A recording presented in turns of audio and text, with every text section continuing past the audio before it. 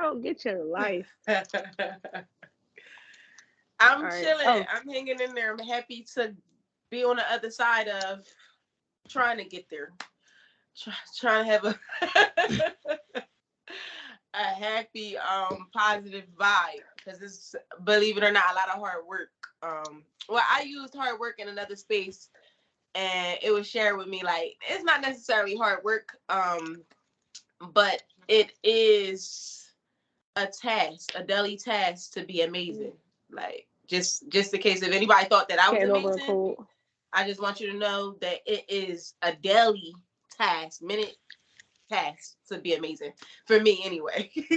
So I'm just happy to be on the other side. Whew, I made it. Amen to that. Because Yeah, I'm on the other side and woo, struggling. yeah. Yeah, anything worth having will take some hard work. So every day you want to be amazing, you definitely gonna work hard for it. Yeah, yeah, yeah. It ain't easy being breezy. That's right. And we know we got the haters to tell us like, "Oh, People you're a let you little know. off today." You know what I mean? I know. Like, People do like to remind you of something that you already know. Like, ain't nobody ask you. I'm Dang. Shots fired. Me calling life off for being late. nah, Pow, pow. Shots fired. nah. Like I said, in my mind, I thought I was gonna be on time. Like I'm like, it's 6 o'clock. I'm about to hop in the shower. You know what I mean? I'm gonna have a couple minutes. So I always I don't know if y'all do this, but I always end up having shower concerts. Yeah. So 5 minute shower turned to 20, 30 minutes because the songs is just popping. And fat. I just keep singing and I keep staying in the so So speaking of shower concerts, has anybody listened to New Blue Sun by Andre 3000 yet? I did. I didn't hear New Blue Sun. I did listen to it further back. I thoroughly, thoroughly, thoroughly enjoy it. Is he playing the flute by any chance? He So is, but it's just straight like Uh, instrumental. It's so good. It's like oh, okay, because I saw like something pop up, but I didn't so engage. I didn't know what was going on. I did see a flute though. as Mr. 3000 likes to say, he's playing all wind instruments. So he's not just relegated to the flute. So he's playing like the clarinet, some other instruments. He's doing a he little, got like quite a few different types of flutes yeah, that like he's using on there. yeah, he's Okay. doing like clarinets, all these different wind instruments and everything. And So I, it's not just him. It's other people, other yeah, artists. it's like a little orchestra, or not little, but it's an orchestra. You know, It's really good. I put it on earlier today, and the sun was like beaming through my window, and I was just sitting in it. And it took me back to a time in 2017 where I like spent a lot of time alone, and I was doing like a lot of meds. Kind of like it took me back to the beginning of my spiritual journey. mm. And it felt Damn. so good because I felt myself for a long time like being off of it. Like, and that music, it really just put me right back to there. It was kind of like a reignition of the place I was at in 2017, which was a fucking amazing place. so I That is so banging. Go ahead, like. so I think it's like the for a lot of people that's going to be like an early introduction to jazz.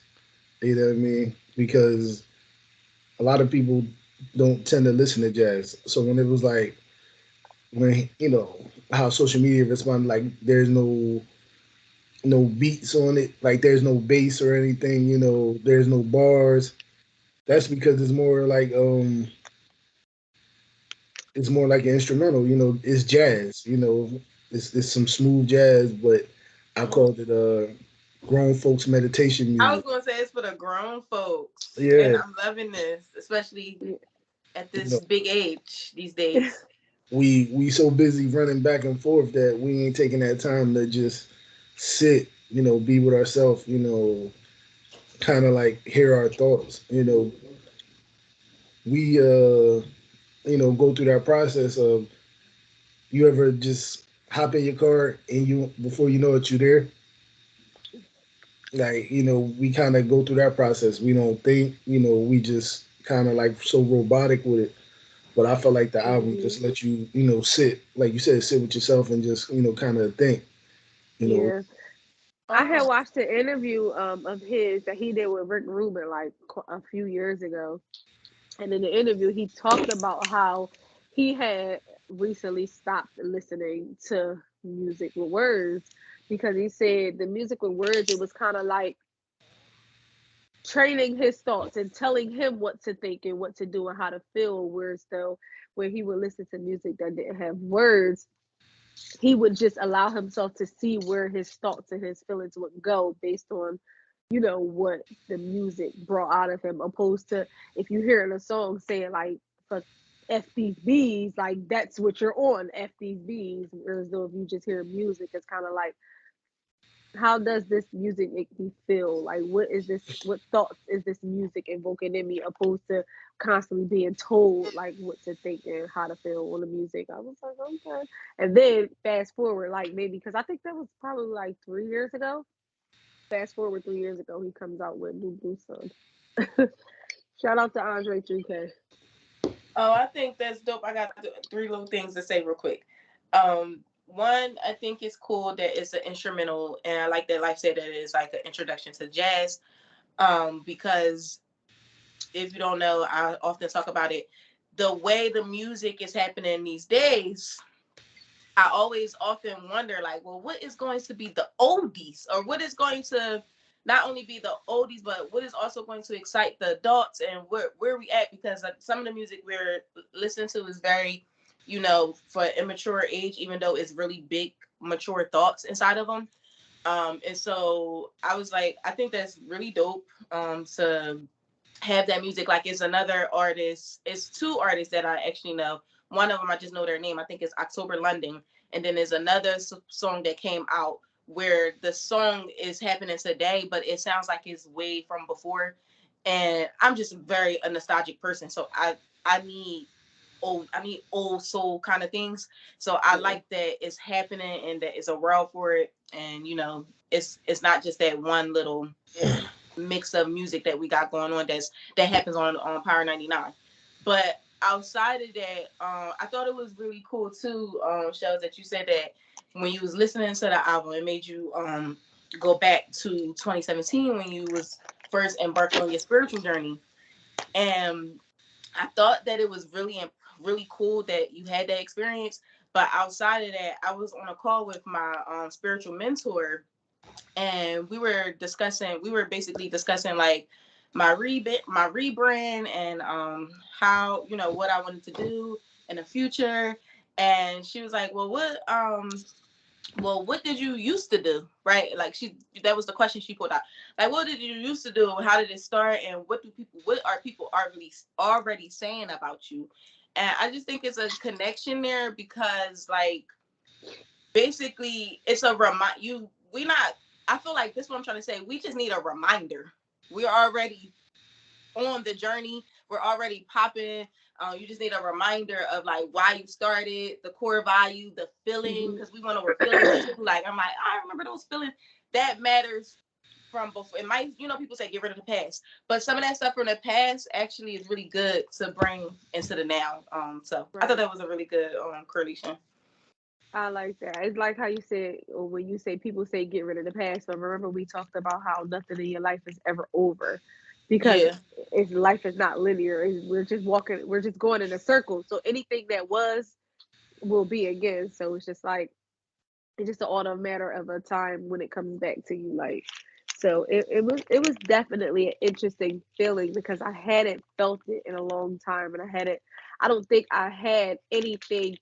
What it was, I feel like certain things, maybe a certain sound or a certain time period, a certain music or certain whatever the situation may be, environments just trigger certain things in you. And I feel like for a long time, there was nothing that was triggering, like that was tapping into that spiritual side of myself, not the music, not my environment, not the people, like nothing. So when I heard that album, it just like triggered that in me, and I was like, damn, like that was on point. I love that feeling. I love when you get the feeling that. Of, like when that should be dangerous. I'm into that. Like when you get the aha, like, But you know what's crazy? Also for like, you know, old school artists, they used to tap into that, like they kind of set the tone with the song, but then at the end, it would be like a 3 minute like instrumental. Like I remember my mom playing the record, and the record would just go on, and after the song ended, the instrumental would just like keep playing, and it kind of the first part like kind of put you in a mood, and then the second part just left you to your imagination to kind of like just go on, And I remember like sitting there on the floor and just be like, trying to come up with my own words to the melody, or just imagine if I was that imagination, right? yeah, like just going off into like this space, Mm-hmm. So I like that. I'm gonna listen to it. So I'm happy you put it in here because And I'm gonna put it on my tracks to listen to. and you want to know something that's so even like better? It's because he is who he is, it's allowing that type of music to get into the ears of people who would more than likely never listen to no shit like that ever. But because it's him, they'll turn it on because they know him and his work. So they'll be like, "Oh, Andre, let me just at least put it on." But and I feel like it's great because those are really the people who need to hear it the most, because those are the ones who are like a little like standoffish when it comes to like spirituality and meditation and all that stuff. It's kind of like they probably like interested, but like nah, that's how they always say that's that white people shit. And we originate. Always right. Anything people. So I hate that when somebody says that's white people. What We- is white people shit? Because we were talking I'm about a black going girl camping. and I be doing that. So how's that white Girl, people right. shit? I remember when I was hiking, they was like, "You not scared? That's that white people shit." Scared of what? We're doing it because we did it first. It's in our blood. Our ancestors. That's that white people shit. Right. No, that's that smart people shit. That's that healthy people shit. Nah, but that's that intelligent people shit. Who discovered the North Pole? Black man. You know what I mean?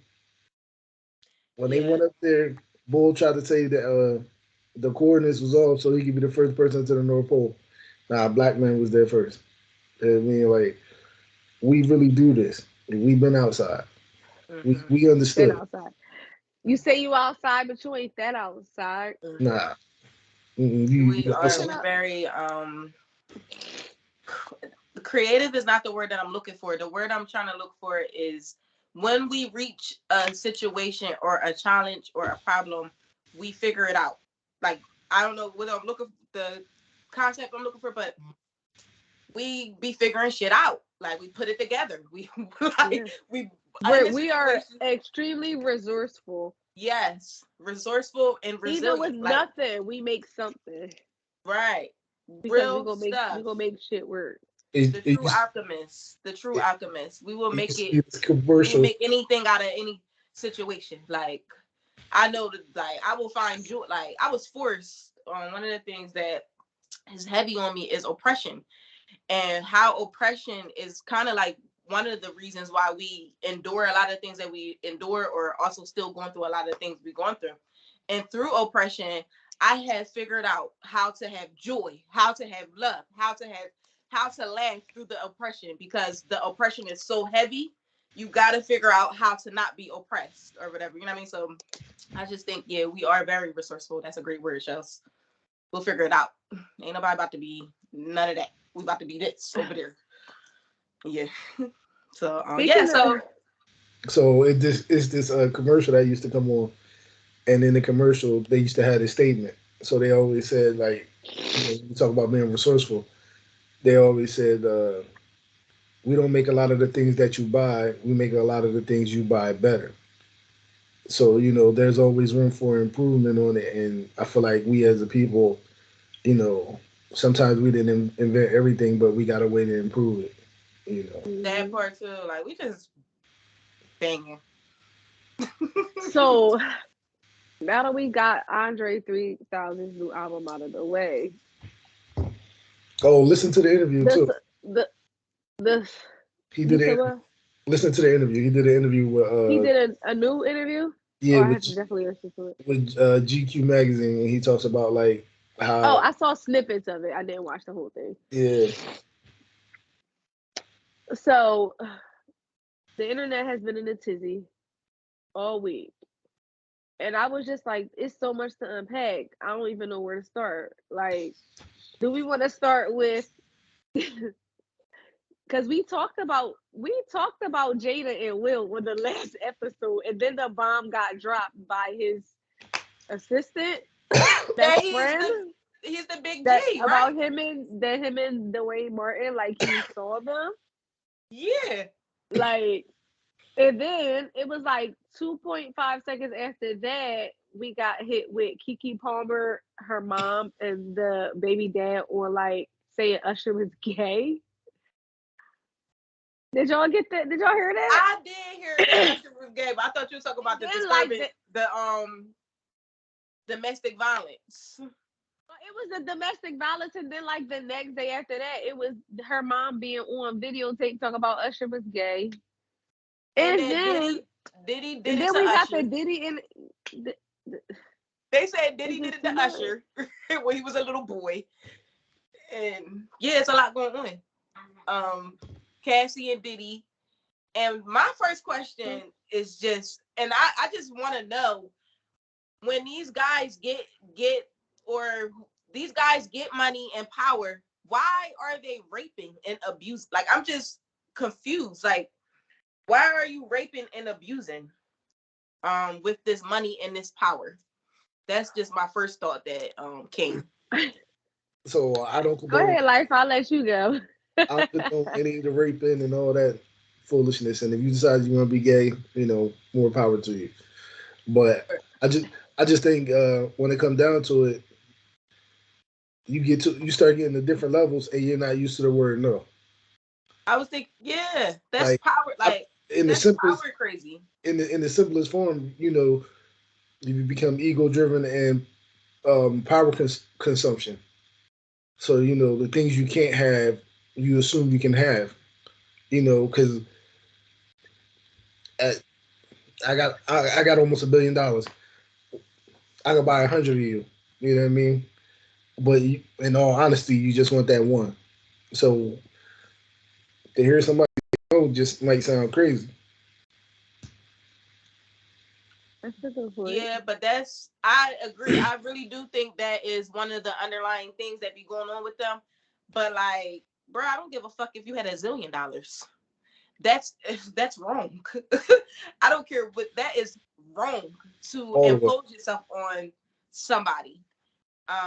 Now, do I believe everything that's said? No, I do not. I was not there. I don't know what's going on. I don't know who's freaky and who's not freaky. I really don't. But do I think that do I think that is wrong? Absolutely, at any and all level. But I don't know what's going on. I don't know what is really actually going on. Because you got Diddy, everything's going on with Diddy, but I just was online and you got who is it? Who he with? Carisha or Young Miami? I don't know which one he with. That's the same person. Oh, they the same one. Okay, so I'm on her page and she posted like a bunch of pictures of them, like, I love you, happy birthday, da da da. So this is one woman who is enjoying this guy, and obviously Cassie was with him, and but I don't know what happened. But when they broke up, it was also some negative stuff that was coming out of that. I can't remember because it was a while back. But I think it was already said that he was like mentally controlling her or some stuff like that, or something like that. But it's hard to understand because you got one girl like, oh, I love this man, he doing everything for me. And you got another girl that's like, oh, he forced himself upon me. I don't know. I'm not a judge. I don't know. I'm not the jury either. I don't know. I have like some sentiments on the matter that will probably ruffle a few feathers, but that's what I do, so fuck it. So my whole thing is this is not just for Cassie, but since we're talking about the situation, here we go. There are so many times that women, right, be dumb for niggas that they love and like and that have something. So they willing to do things that in a normal circumstance they probably wouldn't do just to stay with this guy. So like I know a lot of like I'm very big on like verbiage and language and how you say things because a lot of times people say things in a manner that is saying one thing when it's really something else. So a lot of the verbiage that I've been hearing is like, oh, he did that to her, he did that to her, da, da, da, da. Like, oh, he made her do this and he made her do that. First of all, as a grown consenting adult, he can't make you have sex with somebody else. Like you chose to have sex with these prostitutes because that was what he wanted. He was Diddy and you obliged his request. What I feel like a lot of it be is when you do things in your past and then you get older and then you change and you reflect on it, I feel like it'd be a lot of shame attached. And I feel like with women especially, women are ashamed to admit to the things that they've done. So they want to paint a narrative as if it was a man forced them to do these things, like to absolve themselves of accountability that you chose to engage in these acts. Like it's all right. Like I know it's embarrassing that you was out here doing these things, but And you was on you chose to do it. drugs. Sorry to cut And, you and off. even to the sense of saying, oh, he provided drugs and alcohol that I would take. Like just say that you got high and drunk and you did this shit. Like And you just be became real with yourself. freakier through the drugs, like, cause that's the only Like way. I don't like the fact that you're trying to paint the narrative that like now do I think that he probably was like punched on her, like put his hands on her and shit like that. Like do I think there was a time that he may have wanted sex from her and she might have turned him down and he might have did what I said and didn't want to take no for an answer? I do believe that those things probably happened in the course of their relationship, but it's just like if you go tell the truth, tell the whole truth. Like don't paint the whole narrative as if everything that you did was because he made you to do it. Because there's always a choice. You always have a choice. And I don't give a fuck how much money he got, how powerful he is. You still always have a choice. Like you don't have to engage in these acts if you don't want to. You can say no. You see what So J Lo did? J Lo said, "I'm getting the fuck up out of here." so I think in the court of public opinion, it's better to paint the narrative as, this young girl who was taken full advantage of. Hmm. So the craziest thing to come out of all of this is that the law was about to change. She had Hmm. two, she had 2 weeks to file this case. Yeah, and the statute of limitations was up. No, not even statute of limitation. So she wasn't filing, like, she wasn't going to court, criminal court. Yeah, I She know. was she was going to civil court. Hmm. So she was just suing for money. She wasn't suing to get him arrested. He should be locked up for the crimes he committed against me. She was only in it for the money. That's Hmm. what I was gonna bring. That. So Okay, go ahead. so she had 2 weeks before the law was going to change, and then you wouldn't be able to bring a civil suit against somebody for um, crimes such as this, or not even crimes, for allegations such as this. Because at this point, it was an allegation, but you know, in the scheme of things, did he pay her? Because would you rather lose 30 million or 300 million from endorsements and everything? Right. So he If paid her he, $30 million. If I'm not mistaken, that's what I think. $30 million. I think 30, it went through. 30 million was the number floating around on social media, but so um entertainers and stuff have these like insurances for situations like this. Anytime somebody want to sue you, anybody want to call your character in question, they literally have insurance to cover situations like this. So, um, they'll take care of it that way. You know what I mean? So yeah, I'll pay you 30 million. My insurance is gonna pay for it. It's not me personally paying you 30 million. Everybody thinking Diddy himself gonna give her 30 million. Nah, the insurance I have on me that covers the entity that is Bad Boy, all these things is going to fork over 30 million. That is not 30 million of Diddy's cash. Because she must got proof. Overhead. Because he settled out of court real fast. Because, and that's another thing. Like, people are like, "Oh, he must be guilty because he said out of court." First of all, there's no innocent or guilty. It's a civil suit. She was never pressing criminal charges on him. Secondly, anybody who has money in their right mind knows to just settle and get it over with. First of all, you slip and fall in the store, they always settle with you. They don't take it to trial and try to fight their guilt or innocence.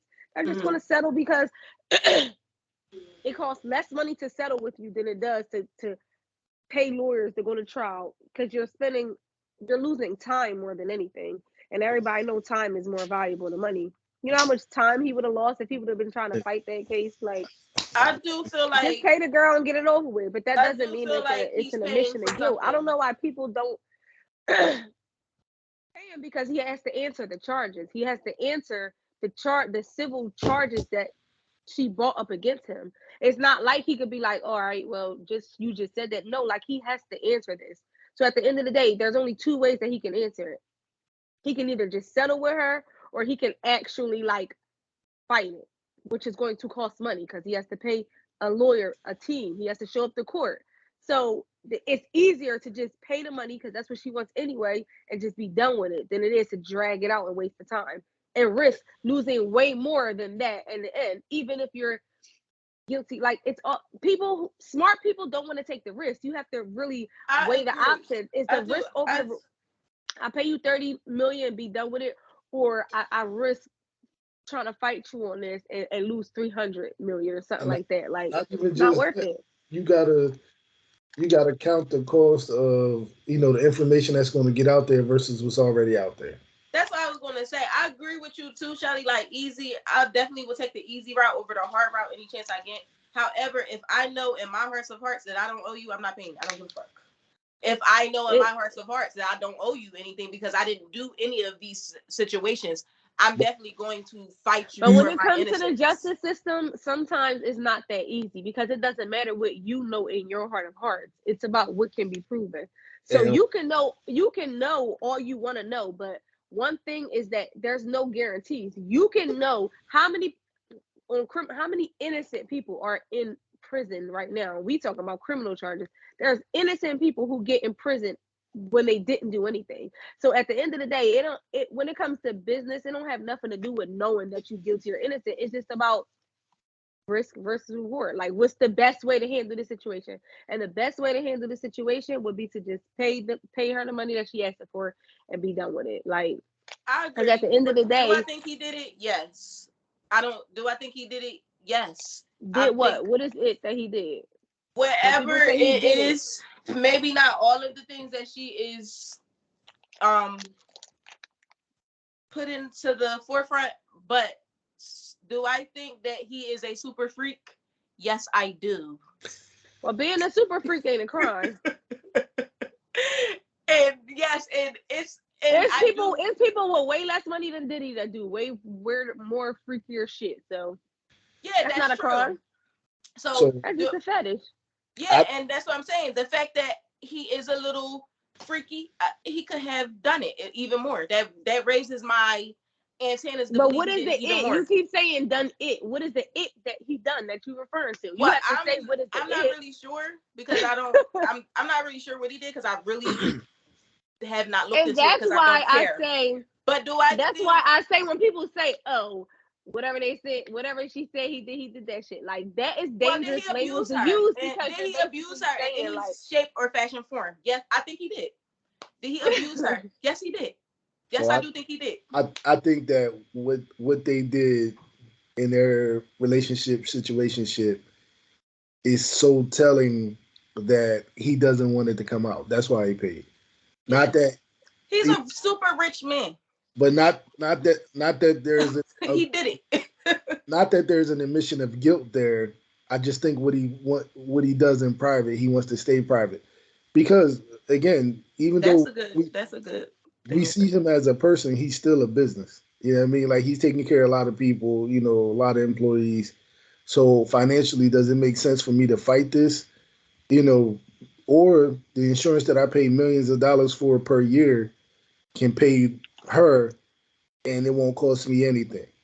I'm not one person came out and said, "Oh, we not rocking with Diddy."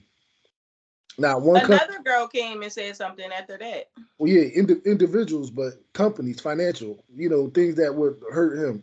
It's always people that say it. Like, 50 Cent say something every day. Yeah, I mean, Fabulous says something. It's a group of people that always saying something about him in that situation. So, there's always going to be like some background noise. But, is it going to affect him financially? Nah, not one bit.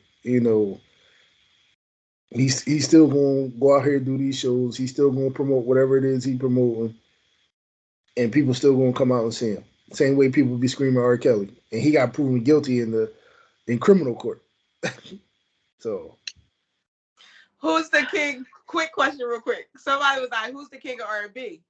So I was like, Usher. So they was like, R. Kelly. I was like, oh, I thought he had to get removed from that because of his crimes. So they're like, no, his crimes does not take away the fact that he's the king of R&B. I'm like, well, listen, I'll bet. How y'all feel about that? I mean, his work is his work. What he do as an individual, what he do as Robert behind closed doors is what he do as Robert behind closed doors. Don't nobody crucify Woody Allen for marrying his wife and then leaving her for the stepdaughter. Nobody stopped watching Elvis Presley. Elvis Presley. Nobody did anything with Beethoven or Bach or any of them dudes. You know what I mean? You want to know something like what I always say? This is a prime example of it be your own people. The reason why is because we're one of the only cultures who love to condemn our own people. Like we thrive off of condemning our own people. It's just so weird. It's sickening to me. That's because we don't write our own narratives. We just follow it. Once somebody put the narrative out there that we shouldn't like R. Kelly, we don't like R. Kelly. Because white people in other cultures rewrite the narrative all the time. You know what I mean? How you turn Casablanca, Gone with the Wind into love stories, and they was in the racial South. You know what I mean? Where slavery was going on and trying to make it. That was the whole point of those movies, is to rewrite the narrative of what we thought the South was. Mm-hmm. You know what I mean? So anytime there's something going wrong, rewrite the history books. Same thing they doing now. Anytime we start to find out more and more information about black people, what they do? We're banning the history in Florida. Rewrite the history book so none of this stuff is taught. So you can't even start second guessing it at all because you never even knew it existed. But I get that. But what I'm referring to is more so the fact that when it comes to we love to brag about the worst possible things in our own culture. Like, that's why people look at us and think that we're so degenerate because like all the crazy videos and that we see online, as much crazy shit, it's us that's posting it. Ain't nobody else that's posting it. It's us that's recording this weird shit, and it's us that's posting it. Other cultures, you would be condemned in your community for embarrassing your people. Like we just only think about ourselves. We don't realize that what we do makes us a reflection of every other black person. Like, yeah. That's why I always say, why would any other culture? How can we expect any other culture of people to respect us when we don't even respect ourselves? But you know what I always say about that, like how you say, we just don't follow other cultures because they have the same thing going on that we have going on. We just don't have the light shed on it because we don't really follow it. Like, all right, if we was just going off of things we heard, we would just think the Amish community was this nice, quiet community. And then they had that show on A&E about the Amish, and they was getting busy. They was like fighting each other. They had guns. You had the guys who wasn't like, they was Amish, but they was like outcasts now. But they were still coming back, putting in that work. So we all have like all the cultures have all that, but we tend to glorify it more where the other cultures tend to like they try to hide it because they understand how the narrative that you paint of yourself it, impacts how you're treated by the yeah, outside. So that's what I mean. Like, we like to glorify the worst possible shit, always be your own people. In their town, if somebody would have did some sick shit like that, the entire community at large would have done everything in their power to try to kill that from even becoming a thing for other people to see. With us, we can't wait to show the world the bullshit that somebody in so our community is doing. Like, as if because it's helping us at all, because all it's doing is making them look at you like the bullshit that you posted. so I always have a two-way feeling about that. One is like that it's like to me it's like appeasing the master. Like, look, master, I'm nothing like them. Them niggas is in the field. That's why I'm in the house. Like, I feel that way about it. You know what I mean? And then I also feel like it's a gift and a curse for those cultures that do that. Because guess what?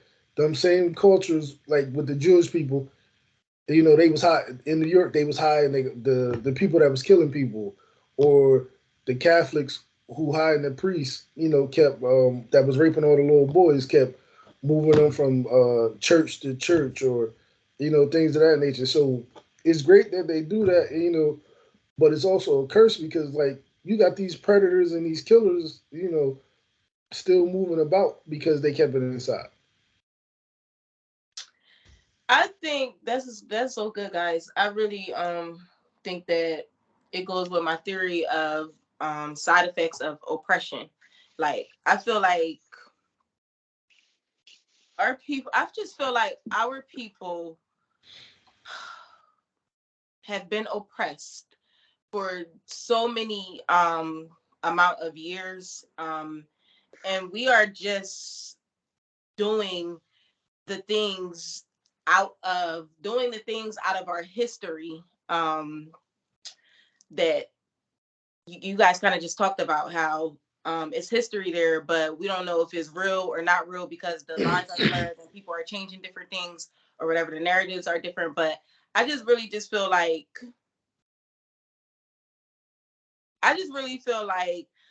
there's room. I just feel like this is a political thing. Speaking of politics as usual, there's room for and I'm not a politician. I'm more of a lover and a healer. So, but I feel like there's room in the political world to make it mandatory and easily accessible for us to do mind work, so that we can stop doing backwards things, stop just hurting ourselves. We don't I also just feel like we can go farther if we were together, but we have a hard time coming together because of some of the things we just talked about, and just because of the oppression. We need help. That's how I feel personally. The 1% want to keep people oppressed. That's why they created factories and everything. It's mindless work. That's what the classroom was built around the And we factory. need reparations upon oppression. That's a disease that we are being killed, The like structure, like in groups and numbers, and we're the doing it structure, ourselves. the structure of the classroom was built around the factories. The 1% decided that they needed to put because education was never a key component. They had to teach people how to go to work for 8 hours a day, how to be civilized. You know, go sit here somewhere and do this work. So, and that's what a lot of people had to do in these factories. Go sit somewhere, take a break, eat lunch, go back, do a Mm-hmm. process. So the classroom and the factory was, kind of a parallel to each other. You know, and it kept those people oppressed because, I gave you a job, you're making a couple of hours, but I'm not telling you to exist beyond that. You've hit your ceiling. Be thankful where you are. Be an exister. And you learn that, like, certain jobs, they'll say, oh, this person looks like a builder. You do a test on them, you know, before they come in. This person is a builder. This person is an exister. This person, has potential. So to go either way.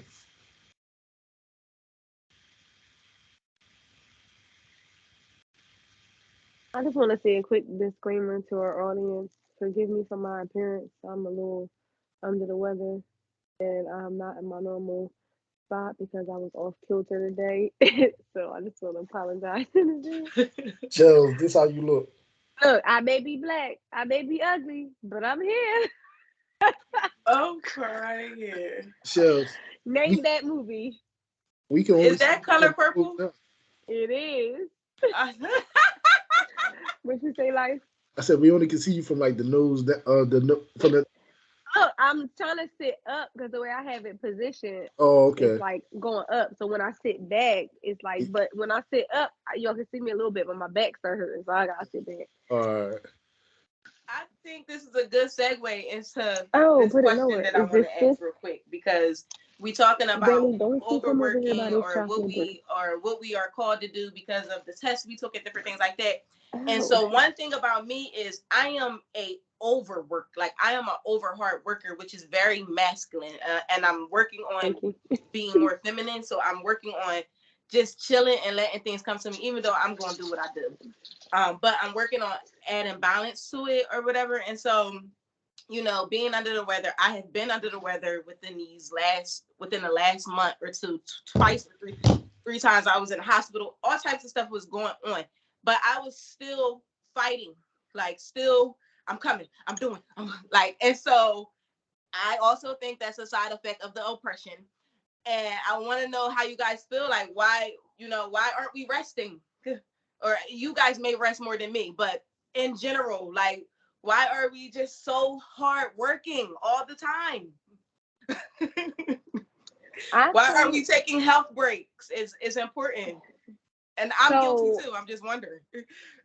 I'm really not that guilty because, but this is, I am to the point now, and I think maybe it comes with like age or life experience or just what's going on in your life, what you're trying to accomplish, if you're actually trying to accomplish something or if you're not. Like, but for me, like, I don't have no problem taking off. I don't have no problem calling out. I don't have no problem just not doing anything. Like, I'm just not gonna do it. Like, if it's just not in me, like, it depends on what the situation is. It's kind of like I'm very well versed in what my limits are and what I'm willing to do, what I'm striving for. Because, like we talked about too, like I always say, like I had a conversation with my friend and I told her she's like one of those like overachievers, and I'm like I love that for you. Like, but for me, I think it may be like my faith, where it's like I already know where I'm going, so I'm not in a rush to get there. Like I'm just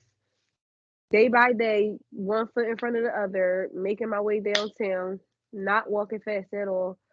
And I'm still hitting all the marks that I want to hit because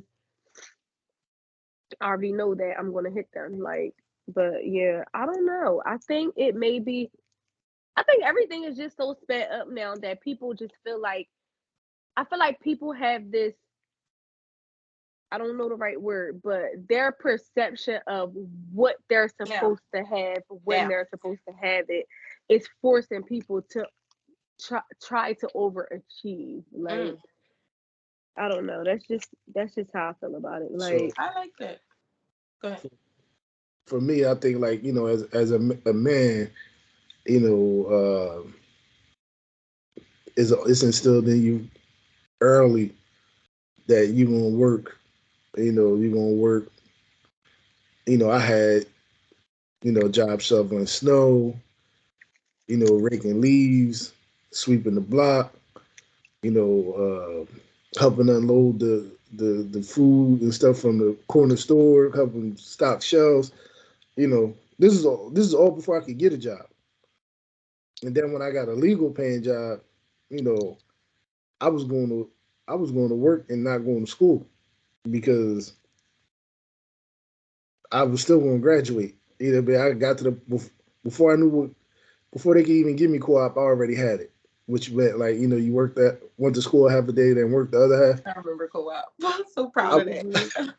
listen, I ain't even asked for it. I just said I'm not going to the rest of these classes. Let me change the schedule. But when I moved in my 20s, I was like, all right, you kind of get these life expectations going, and I hit the markers, but financially I was in a great place, but I was just spending it on all dumb shit. You know what I mean? Like, why do I need $2,000 coat? Why I need this? Why I gotta go here? Why I gotta do that? Those type things. Then you get into your 30s and you have a kid. I always say, you don't think you got time. You don't realize how much time you had until you have a kid, and then you try to work just as hard, do everything for your kid, try to find time for yourself, and then manage anything else that might be going on in your life. So when I hit my 30s, I kind of hit my stride, with the balance of all that. Now that I'm, in my 40s, it's more like I'm looking towards retirement. You know what I mean? Like, I'm trying to recognize that I don't mind working hard in my 40s to help make my later years a lot smoother. Because Mm-hmm. we tend to, like, what I notice is that we have this thing that we wait till we retire to get everything we always ever wanted.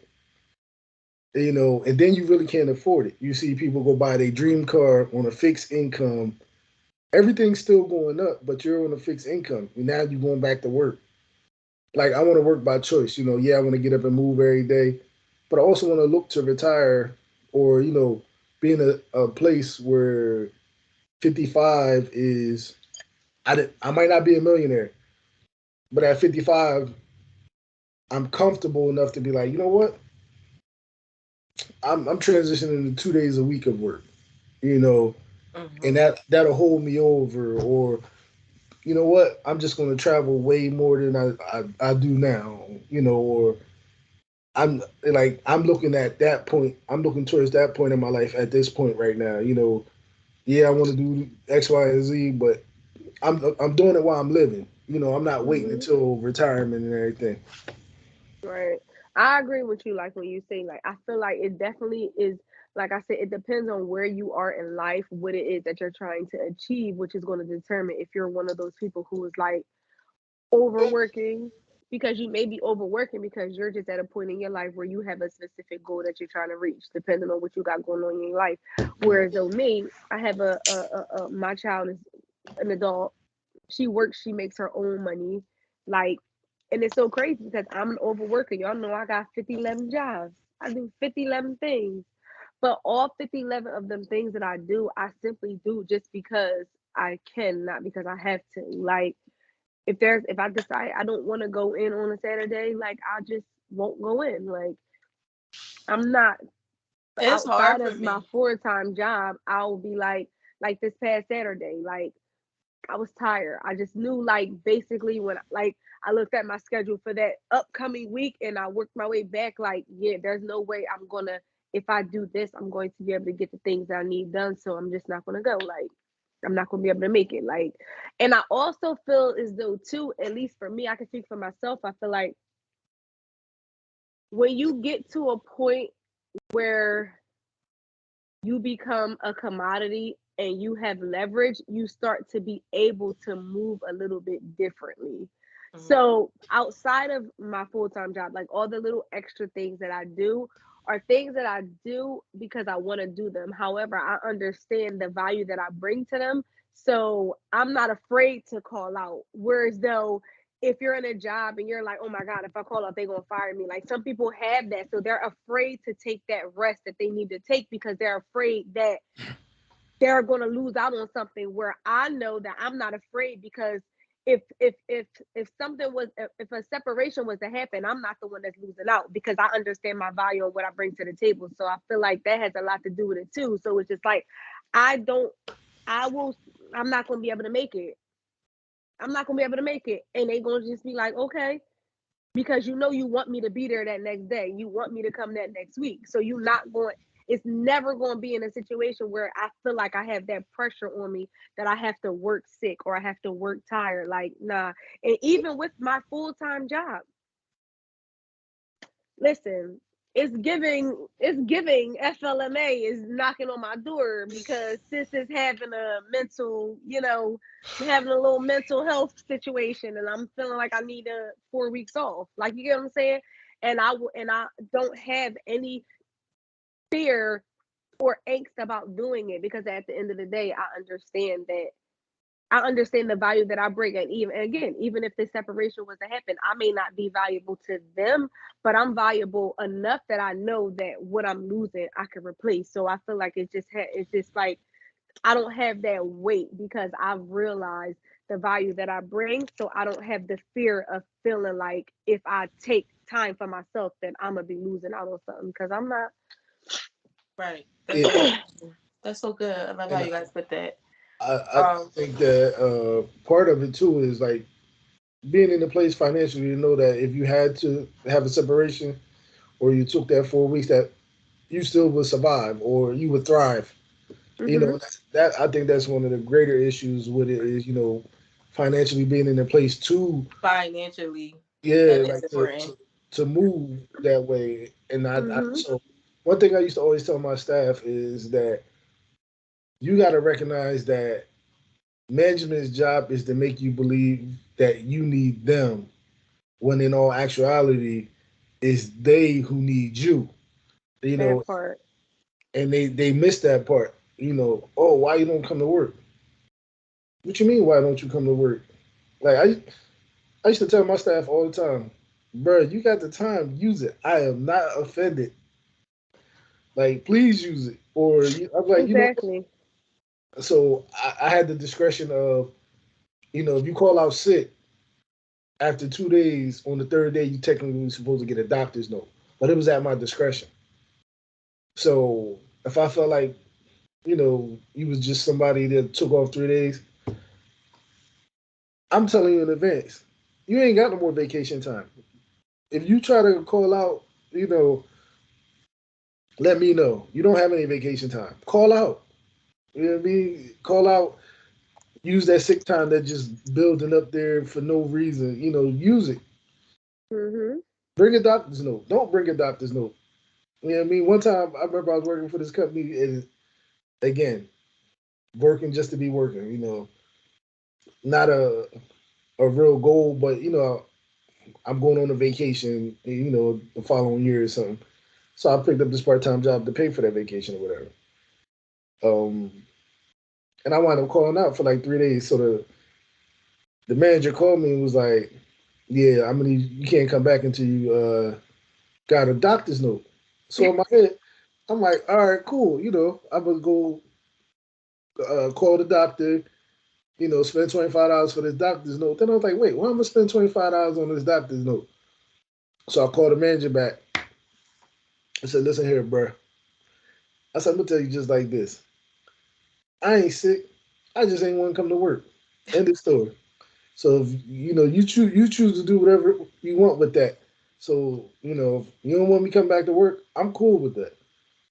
You know what I mean? If you want to write me Hmm. up and I still come back to work, I'm cool with that too. But I I'm said, gonna play devil's advocate. I'm gonna pull Shelly page real quick, and I'm gonna go here with it. And yes, I agree with you guys wholeheartedly, and I love this because we need to hear this. But also, there's another thing, which is you're a part of this team.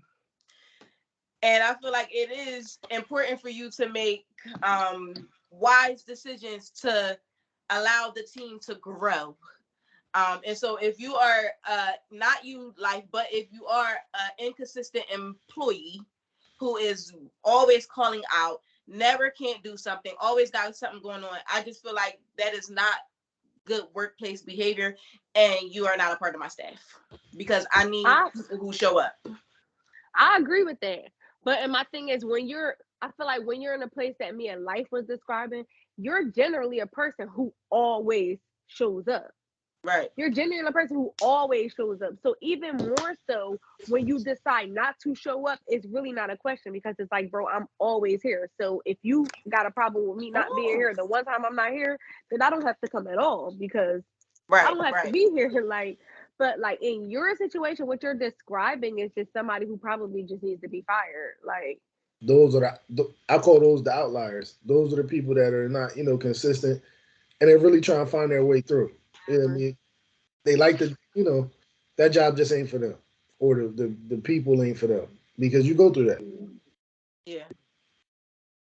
It's all types of ways, views, and perspectives, which I want to bring it back real quick. Speaking of perspective, because something it came, I read it earlier, and it was like if you're going through something negative, such as the stuff that we was bringing up about all of the celebrities who have some negative things going on with their lives, you don't have to look at the negative thing. You can actually, like you guys were talking about, you could switch the perspective and start looking at this person from another view. It is our choice to view people from their, sometimes people make mistakes. I just feel like making a mistake is very humane. Relax. So people, we need grace for mistakes. We need room for growth, because some people are here one day, there another day. You know what I mean? So I do think like there is room for you to see it in another way, or see them, or, pray or look at somebody's life off of something good that they did, not only something bad that they did. Because at the end of the day, we all do good and bad things. Is it impossible to not do a good thing or a bad thing? I don't know. I might think that something is good and you might think it's bad. So I don't know what you think is bad or what I think is good. So either way, we're going to do good and bad things all the time. So let me give you the perspective question that always, well, I ain't gonna say always, but it used to float on social media. So it said, if a negative person does one thing good, does that make them good now? Because if a good person does one thing just bad, for today. if a good person, just for today, you was a good person. I don't know about tomorrow. But now, when a good person, well, I think the problem. I feel like the problem. Go ahead, finish it, life. So when a good person does one thing bad, are they still good? Yes. So my problem with that is I'm a person who's big on duality. There's no such thing as a good person or a bad person. There are people who do good things or bad things. Like Amira said, we all do good things and bad things. Now there are people who do more good things than bad and more bad things than good, but that still does not classify them as either a good or a bad person. They're just a person who does more bad things than good. So I see it as just a person who did something good or a person who did something bad in whatever time that they did it. Like I don't look at it that way, because I don't feel like anybody's inherently anything. And it's funny that you brought that up, because they crucified Kanye when he mentioned the things that Hitler. Oh crap! I'm sorry. Oh, I forgot to go and do not disturb. Hello. Yes. Oh, I'm sorry. I forgot to put my phone on D&D. They crucified my boy Kanye when he mentioned some good things that Hitler had done, and they were like, "Oh, how could you say that?" But at the end of the day, just because he killed however many people does not absolve the fact that he was an amazing like artist. Like you can both ideas can exist at the same time, and I feel like people just get for away from clarification, the fact that my bad, Shell. Just for clarification, we talking about Hitler killing people, not Kanye. And yes, Hitler. And Hitler was a violinist, correct? He was a great artist in different mediums. He like paint. He was like a painter. He like drew, like he like was an inventor. He invented some shit that we still use today. Like so, it's just like at the end of the day, just because somebody did something bad doesn't mean you can absolve them of the good deeds that they did. Like and vice versa. If you do something good, you can't be absolved of the bad deeds that they do. That's why when it comes to situations like Diddy and the Cassie situation, I'm very strong with the language, because it's kind of like y'all are painting this narrative as if Cassie was the good person, Diddy was the bad person, everything he did was bad, and she was just the victim of it all. When it's like, that's not really how life works. So not really how it goes. I'm y'all was two people who was dealing with each other, who did some things. Some good. Y'all had some good times. Y'all had some bad times. And if you want to use all the details, being as though Cassie she's suing for money. I mean, one could think that you went in for money.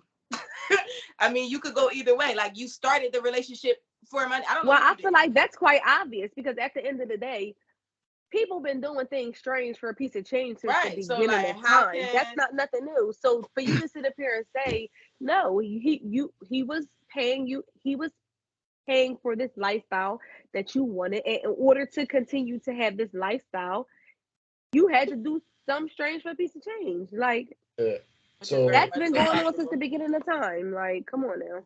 So they always say pimping and holding is the oldest living profession.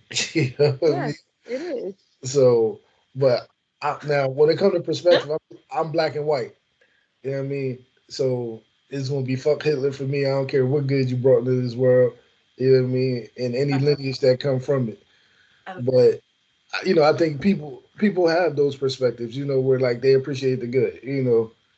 The Nobel Peace Prize.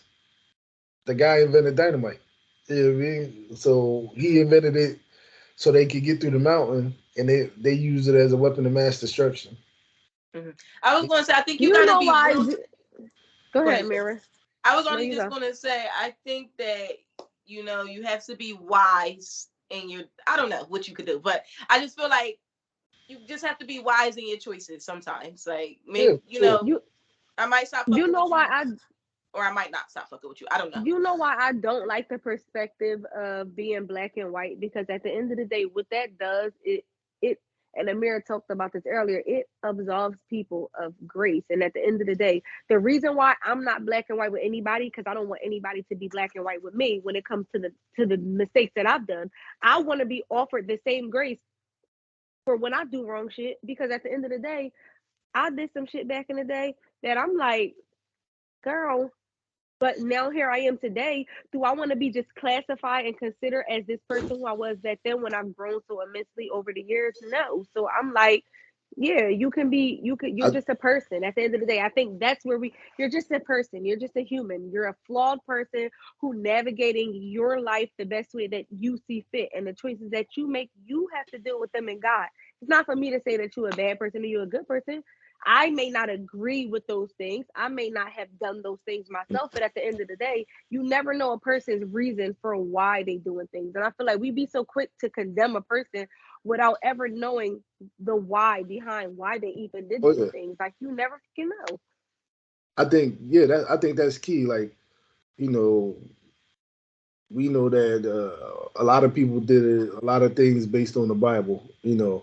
Just based on perspective. So, that's always key. But I feel like if you are evil 6 out of 7 days a week, you evil. You know what I mean? Yeah. I could definitely go with. I'm so like angels and demons. I do agree. If Hitler lived 30 years and from 18 to 30, that motherfucker was evil. You evil. You know what I mean? I'm just using him as an example, but and that's the black and white part for me. But if he lived to be, if somebody else lived to be like the people who shot Malcolm X, the one guy, he did 30 years. He got out. By the time he got out, he had started a family already because he had gotten to a program where he actually got to leave the prison and he went to work. And while he was out, he met a woman. They got married. They had kids. Always finding a woman. So is that person evil? So is he evil, or did he just do a bad deed? So this is what I'm saying. So for me, it becomes I don't know anything that he did after the fact, but in a case like that, it becomes the longevity, of what you've done since the last time. Pay the time for the crime. Nah, it becomes the longevity of what you did after the fact. Like, are you returning to your evil ways? Because we hear stories of people who get out of jail and they go right back to doing the dumb shit that they do or the evil shit that they do. Versus. So what happens if you don't get the opportunity to reflect and change your ways, because at the end of the day, sometimes you don't always get that what you're doing wrong. You get it the first time. It takes people, sometimes people learn faster than others. Yeah. So we'll use Hitler for an example. And let me just put, I feel like because we doing this podcast and it's going on YouTube, I feel like I need to put a disclaimer, but I don't really like putting disclaimers on what I'm saying because I said what I said. But in Hitler's case, during the whole Holocaust situation, didn't he die like in the midst of that? Like, Who, Hitler? yes. I Like don't know. he didn't survive the Holocaust and then live 10, 20, 30, 40 years. Like he died in the midst of like it going on. So So at that point, how do you judge him? Do you judge him based off of that moment of his life where he did those things, and then the life that he had before he got into that? Because he had a whole life that, which I think Kanye was talking about. He had a whole life leading up to that point before he became the Adolf Hitler that we know. So how are you judging him? Are you starting his judgment from the Holocaust till he died, or are you starting the judgment from his good deeds going up until him the Holocaust? Like how are we gauging that? Because you said you think about the longevity. If he died in the midst and he never had the time to reflect back and be like, yo, that was some horrible ass shit. I'm a terrible person for that. I don't know what was going through my head at the time, but that was some crazy ass shit. I can't believe I did that. But if you don't have that reflective period, then so he's just stamped down as an evil person simply because I of want what to. does it have to do with like the type of atrocity that you commit? Like, because no sin is greater than the other in the grand Can scheme I of things. answer before you go? Like, I answer real quick. It's not the answer, show, but it's funny because there's two things, and we're talking about it right now. At the very least of it, there's two things that I really think is the most severe crime ever, and those two things are rape and mass murder. I don't know what, because this has been my answer lately, because people have been asking me, what would you do? I don't know necessarily, because I have not experienced them to know what I would do in the moment. But what I feel right now is that rape and mass murder is way too severe for anything to happen after that. That's how I feel. I felt like that before. I don't know what I would feel like in one of those situations. But So let's what not if go let to me ask you a hypothetical question. What if you were the president of the United States, right? And we were at war with a country, and in order to get the person that you needed to get, you had to drop a bomb that was going to have mass casualties, but you had to do this to get the person that you needed to get, right? Are you a terrible person for making that decision, for killing I think you multiple saved innocent everybody. people? I think you sacrificed a few for the many. So I'm one that do agree Now, with that. okay, now I'm glad you said that. So, who are we to say that doing what he did in his mind wasn't him sacrificing those few to save his many? Mm-hmm. That's a So there's a again, theory somewhere about that too. how do we define who is evil and not evil depending on what they do? Because if you say a mass murder is mass murder, then it doesn't matter the reason why you had to kill a bunch of people. You killed a bunch of people, right? So I'm gonna claim democracy, and because this is how it's supposed to be, I do feel like the president have that choice. A regular civilian do not. That's he was my answer. he was just as much of a leader to his people as the president is to us. So what is the difference? So for me personally, I think Because he wasn't one individual person who just went and dropped a bomb on a bunch of people. He was a person who organized I forget that he was a leader. Essentially, okay, a nation, a military he had, and their idea was these people were the enemy, right? Mm-hmm. However, they decide to whatever they did and how they did it. I'm not saying that it's right, but I'm saying I'm trying to get to the point of who's to say that one wrong is worse or better than another wrong, because at the Right. end of the day, the same way you're saying, oh, well, the president is democracy, in his mind, he could have had the same ideal that him being the leader of his Jewish Aryan race people, and he felt as though they were at war with these people, and he needed to get rid of these people to save his people. If the same thing would go for our president, if he dropped the bomb on Hiroshima to save us, you're only the villain. Everybody's the villain in somebody's story. Right, That's what I'm essentially trying to get to. To his people, he wasn't a villain, he was a hero. But to the people who the crime were against, he was the villain. That's just like when it comes to African American people in slavery. The white people are only the villains in our story. They're not the villains in their own story. They're only the villains in our story. So at the end of the day, everybody, like, you can't to say, oh, I mean, I get it. It's everybody's perspective and everybody's opinion of what you think, but it just be like, that is where the condemning part comes in for me, that I don't understand, because who are we to condemn anybody for a choice that they've made that they felt like was the best choice, when we could be potentially faced with the same thing. For me, I think one is about the oppression, like Amir said earlier. So Hitler's goal was to oppress and enslave, the same way white America tried to enslave the African Americans, or did enslave the African Americans, the same way Africans enslaved Africans and then sold them to other people, in the same way a lot of other poverty-stricken countries did the same thing. It's funny, because I feel like slavery is the oldest oppression before pimps and hoes, but go ahead, continue. The oldest oppression, or oldest? The oldest profession was slavery. Slaving, should I say? Slaving is the oldest profession before pimps and hoes, in my opinion. So when Hitler attempts to oppress the people, I feel like that's the case. America tries to oppress the people. Things of that nature are like are bars for me, as far as like, fuck Hitler. You know what I mean? Like, fuck him and everything on him.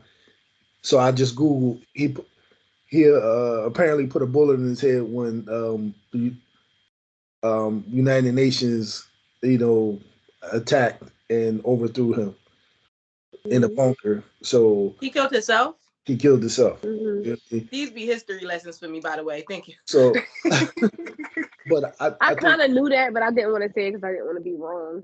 But I remember watching the movie. Yeah, so I think, like, things of that nature, when people, ain't no comeback for me. You know what I mean? Like, God want me to forgive, but I ain't there yet. In those capacities.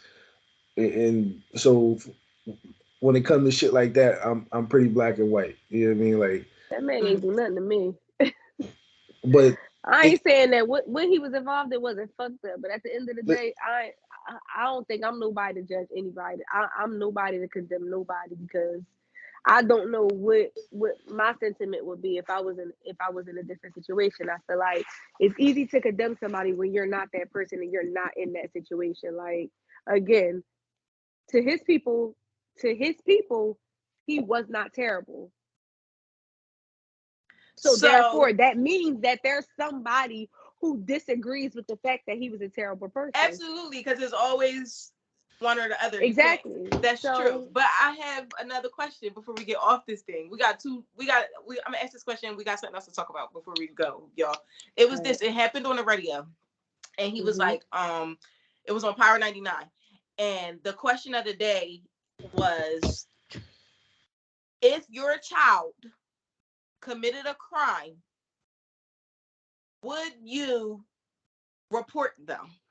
And I just feel like this is kind of one of those questions, because one of those questions with what we're talking about now, because it's so hard to really know what you would do or what you would not do.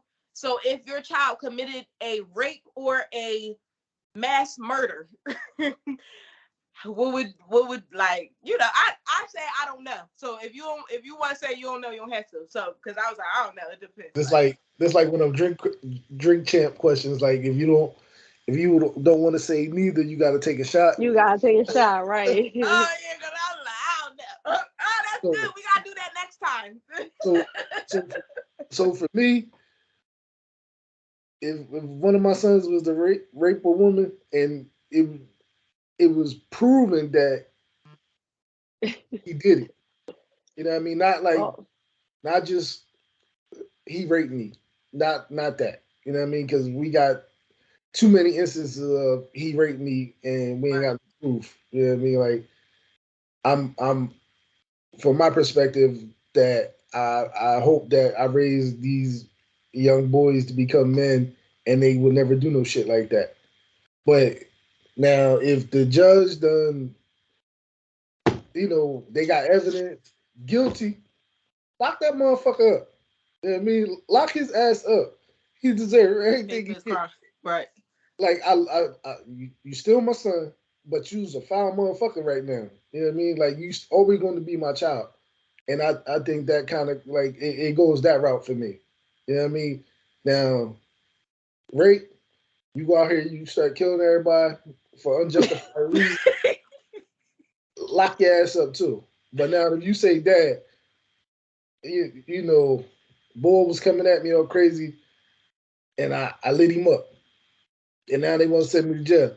Oh, nigga, come on. Let's get your passport. Let's get you out of here. You know what I mean? Right. Like, I'm going to be straight like that. You know what I Right. mean? But it's like, if you decide to light the block up and you hit an old lady, oh, your ass going to jail, nigga. I'm not hiding you. Don't come to my house. You know what I mean? Go get this shit over with. Go to jail. It's a big crime. I do feel like it's, for the lack of better words, rape okay, and mass murder is a very outside huge crime. outside of rape and murder, say it again. Any crime. I say outside of rape and murder because I feel like we're like talking just about two extremes. Because Yeah. those Like are the rape things and that be like, mass if you rob murder. a bank, Like I don't give a fuck. Like, I'm so sorry. Like, if you so rob if you a bank, I don't know. If you rob for food, I don't know. You're probably hungry. Like, I don't know.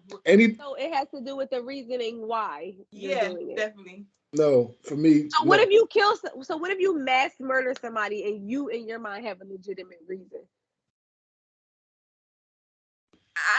It's now because it's mass murder. Does the reason not matter now? Yeah, like I haven't like Jeffrey Dahmer. My thing is, it gotta be like it has to be a point where it's like you say you think about what you're saying, right? And you like, you know what? I kind of really don't stand on what I'm saying because I'm saying that this is the end all be all, but then when another narrative is presented to me, I'm like, well, I don't really know. So it's kind of either it is or it's not. So it's mass murder.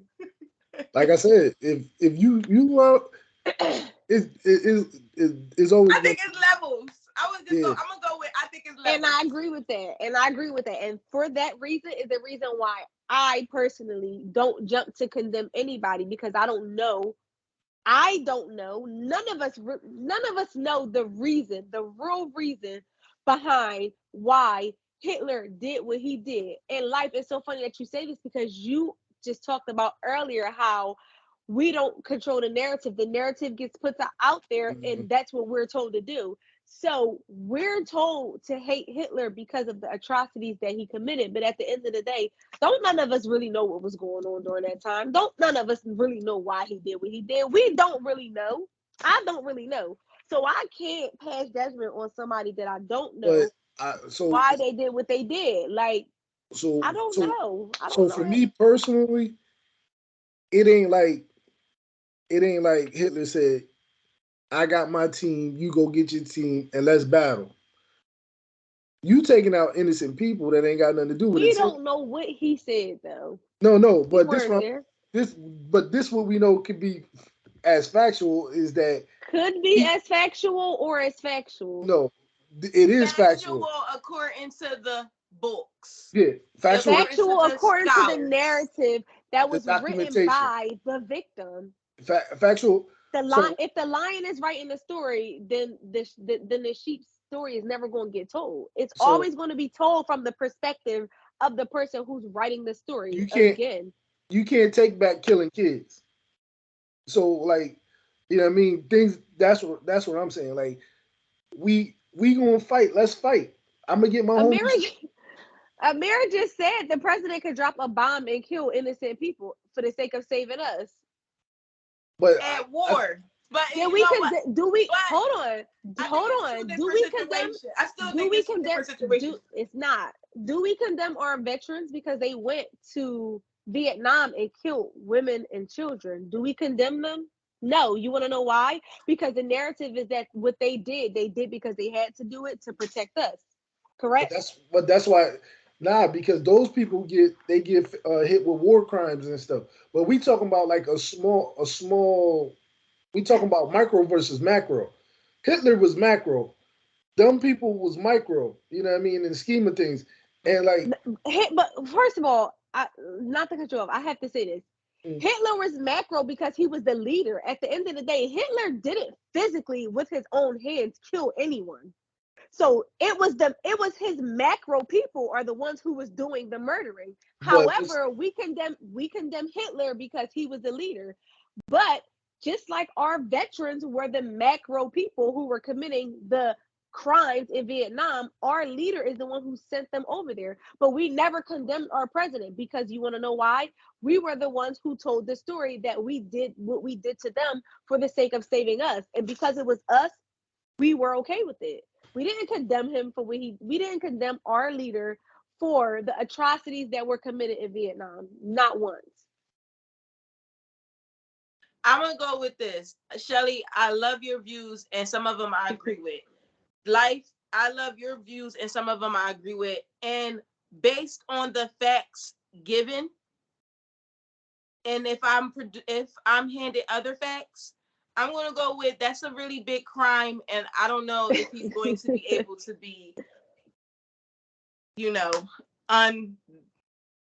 I can't even get the word. I don't know. I mean, to each his own. It's a big crime. I get it, but you know, big crimes been being.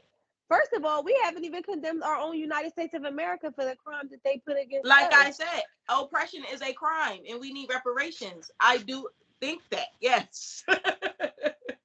So how many of us have gone on record as saying our founding fathers with niggas F them da da da da because they did XYZ? I was wondering, I was like, what was going on with George Washington, our very first president?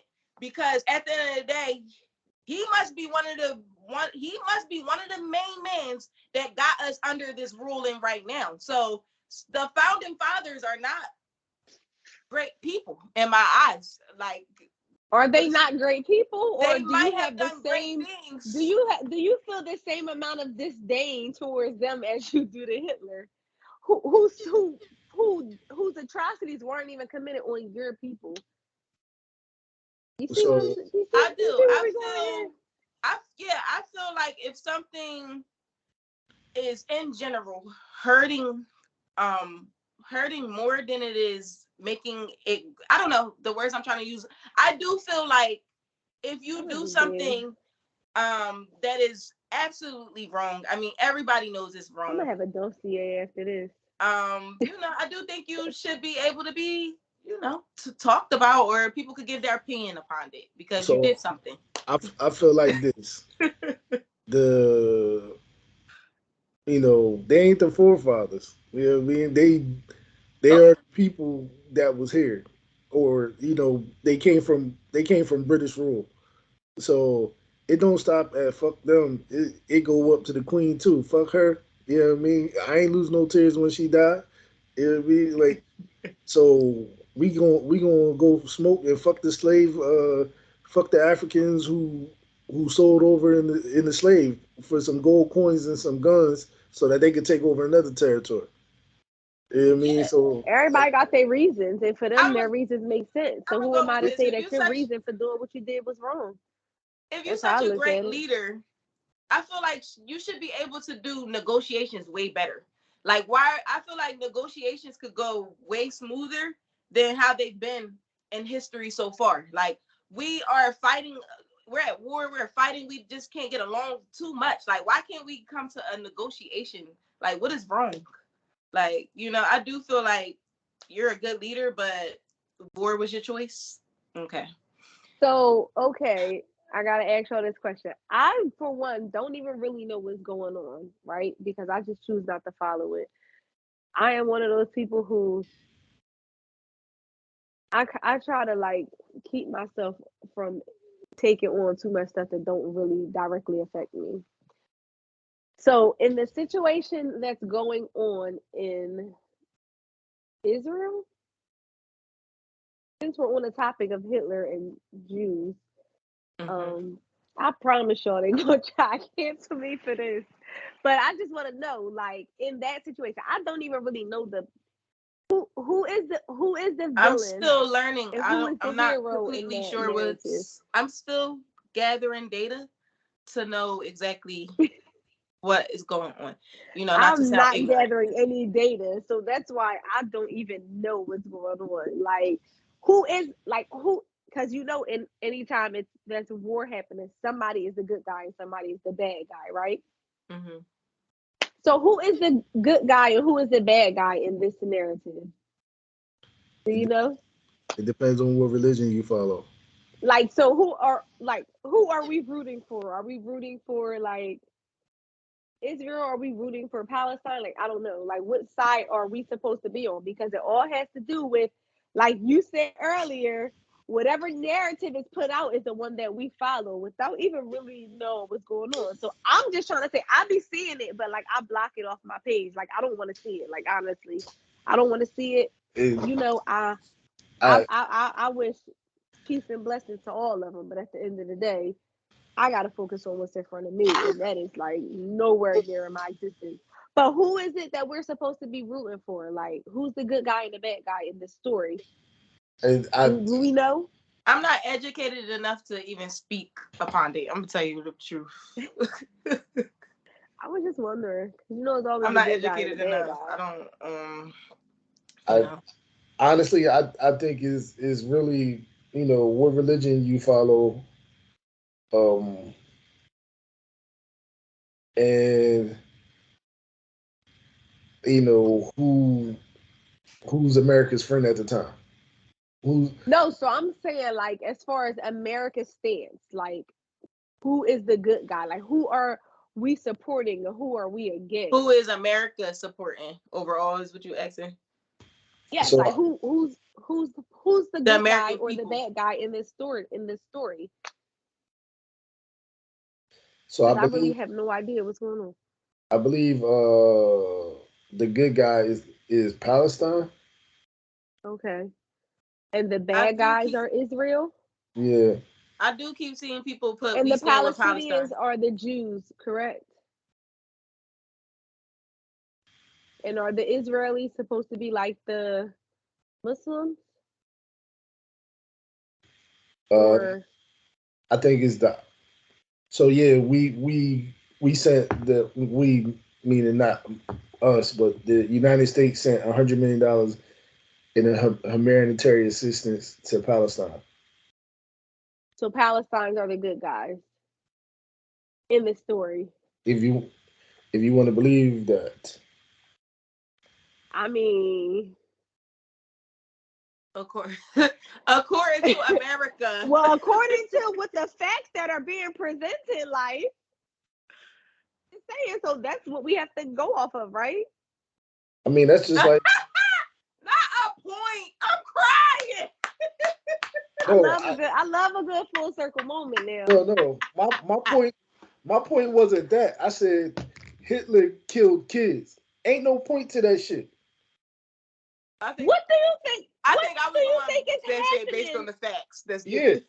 But no, I'm saying is, what do you think? Who do you think is dying in this war right now? Well, you know how many children are dying? Yeah, because they bombed the hospital. So I'm not with the smoke for nobody who this what I'm saying, Chef. For me, it's for whoever. Because if we gonna fight, let's fight. Let's make it an even fight. don't go after the kids.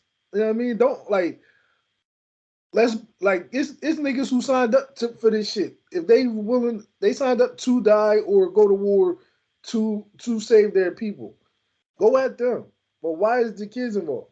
That's like me and you, us three sitting right here, and somebody decide to bomb New Jersey and shit. Like damn nigga, what we doing? You know what I mean? Like, right, like what I gotta do with it? So again, so the point that I made, the question that I asked Amira earlier, at the end of the day, when you are at war, there are casualties. And I'm not saying that it's okay, but I'm saying, how do you determine which person is right and wrong in what they doing when it's the same either way? I literally asked Amira if she was the president and we were at war with the country, and the person who she needed to kill to end the war was in a building with hundreds of other people, children included, and she had to drop the bomb to get him in order to save us. It's kind of like, well, that would just be all of the evacuation plans. That would just be after going through every at the end of the day, if we could get these people evacuated. Yeah, like every channel. You can't. This is the thing. You can't evacuate those people because then you would alert him that he was there. It's that you guys it's were a there. way. Like we got the CIA, we got the Army, it's like, not how it we works, got the man. Secret Service. It's a way to figure this shit out. I truly do believe. But so at the end of the day, after all of that, if you had to drop the bomb in order to save us, and there were kids that were going to be casualties, I'm gonna go with if this. you had to make that decision. I'm gonna go with this, Shells, and I kind of said it earlier because I'm not a politician, so I'm probably never going to be the president of the United States. I am a lover, so I'm going to stand on this and say I choose to make love, not war. So if you're going to bring me in the room, I'm going to figure out how we can make it be good before we make it be bad. That's what I'm going to do. It just based on me. Well, love and war is just, it's a thin line between love and war. So I'm gonna go with love versus war. But if I have to go to war, which if you probably always hear me say it, I'm not going to war with you. If you may not, I always say I choose not. I don't want to go to war. I'm not going to war with anybody. So if it's in, but maybe I shouldn't be answering the question from me in general. I guess I should be answering it in general, not personally. Personally, make love, not war. If the situation is happening, do you know that there is no love without war? Facts. We already talked about duality. However, so how can we lean towards one and absolve the other? If you don't stand for something, you fall for anything. And I am taking my stand on love. That's my stand. I understand there's war, so I get it, and that's why I understand that things are happening. But I'm standing over here with them. Like I'm standing with the lovers. I'm not standing with the war. The wars. You standing in the building of the bomb. You standing in the I'm not going to go to war. So like, I'm not the Marine. Like I'm not the Navy SEAL. I'm going to war. I'm not doing that. I'm making love and going to war whenever the time is necessary. Yeah. I agree, and I think it's beautiful, and I love those who go to war. Those who stand for something, those who are willing to fight for love. I do think there's a reason to fight. You know what I mean? But I don't know. Like I don't know what's going on. I'm not in these realms with these big hats. I don't know what the fuck is going on. I'm only in New Jersey. Listen. I don't even think we was alive during the Holocaust, so we definitely wasn't there to know what was going on. Facts. Facts. But anyway, did we have something else going on before we wrap this up? Yeah, before we wrap up, because we got the speaking of America is really big on holidays, and we have a controversial holiday coming up. Speaking of controversy, not us not saying fuck Thanksgiving, even though it was the slaughter of men, women, and children. Okay, so we have holiday season. We got Thanksgiving, we got Christmas, we just had Halloween, we got Day of the Dead. It's holiday season around here. We have Holy Day, we have New Year's Eve, right? I think America is big on holidays. They celebrate. It's all types of Good Luck Day, Dollar Day. They got all types of days. Anything for the money. So, you know, it is unfortunate. We already said it's funny that we talking about it. It is unfortunate how it came about. I love a full circle moment. I swear I do. How it came about. I'm gonna sit here and just say it out my mouth. I do celebrate with my family. Do I celebrate the origins of it? No, but do we cook a turkey and go around the table and say what we're grateful for? Do we put the game on? Like, is it a bunch of kids running around? I live for those things. So anytime that we could cook a big meal and celebrate and gather, I love it. Okay, so I already gave my disclaimer. I am a lover, and I'm going to speak on that part. Y'all can speak on the other parts. I ain't gonna speak on it. It already spoke for itself. As soon as you start talking about Thanksgiving being a controversial holiday, I said, well, ain't that the pot calling the kettle the pot? I love Thanksgiving though. Yeah, I mean, I love the turkey, the roast beef, the baked yam, the baked mac, the yams, the collard. Man, you know.